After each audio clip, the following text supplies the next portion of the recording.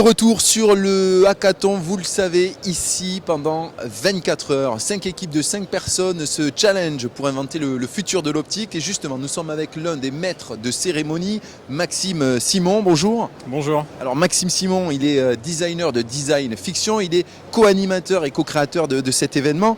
Est-ce que vous pouvez nous dire ce qui s'est passé depuis 3 heures que cet événement a débuté? Oui.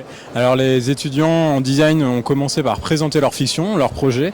Et en fait, ils l'ont présenté à des professionnels de l'optique pour leur présenter des suggestions de fiction.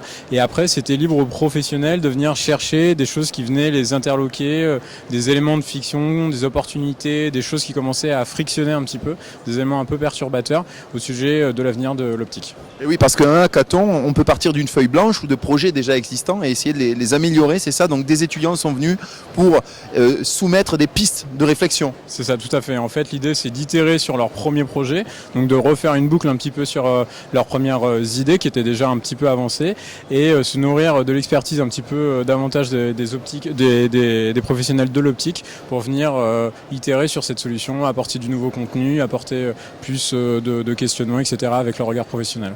On est dans la confrontation des idées pour essayer de créer le retail optique de demain. Qu'est-ce qui se passe en ce moment, justement, Maxime, est-ce que vous pouvez nous expliquer? Alors en ce moment c'est très simple, c'est-à-dire que pour partir et de créer des fictions, on ne peut pas partir de n'importe quoi, on est obligé d'avoir de la base, de la nourriture.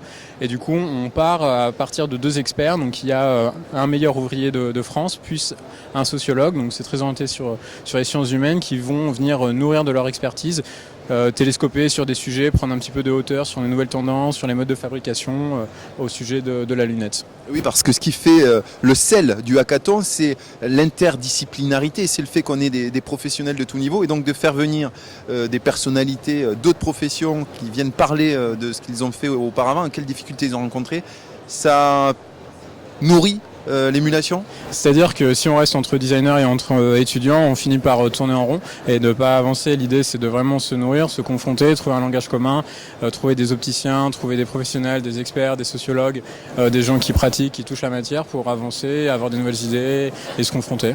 Une fois qu'ils auront fini cette partie conférence, qu'est-ce qui va se passer? Qu'est-ce qui nous attend cet après-midi? Alors cet après-midi, ils vont passer à l'action, donc c'est-à-dire qu'ils vont commencer par identifier un petit peu et à mapper leur futur contexte, donc se projeter dans un futur probable, un futur un petit peu lointain, et commencer à identifier un petit peu les pistes, les nouveaux acteurs, les nouveaux enjeux socio-économiques, les nouvelles politiques, etc., pour se confronter à une vision du futur.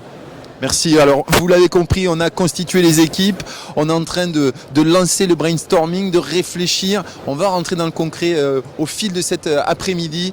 On va se retrouver en direct sur Silmo TV pour suivre justement ce hackathon du début à la fin pendant 24 heures. À tout à l'heure.